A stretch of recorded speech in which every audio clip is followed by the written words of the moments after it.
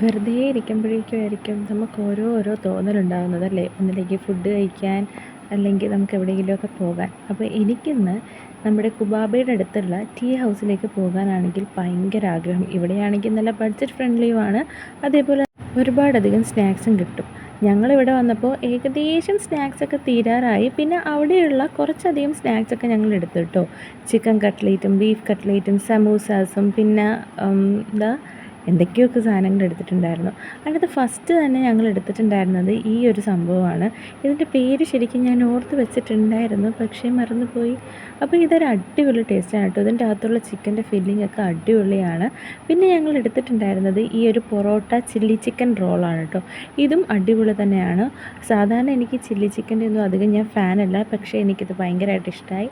And അത് കഴിഞ്ഞിട്ട് പിന്നെ 2 types of cutlets and samosas try ചെയ്തിട്ടുണ്ടായിരുന്നു. ഇതിപ്പോൾ ഞാൻ എടുക്കുന്നത് ബീഫാണ്.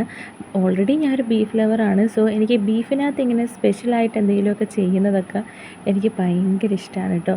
എന്തൊക്കെ അവിടെ ട്രൈ ചെയ്താലും നമുക്ക് അധികം പൈസ ആവില്ല കേട്ടോ. ഞങ്ങൾ ഇത്രയും എടുത്തപ്പോൾ തന്നെ ജസ്റ്റ് 150 ബിലോയേ ആയുള്ളൂ. അപ്പോൾ അടുത്ത വീഡിയോയിൽ കാണാം. ബൈ.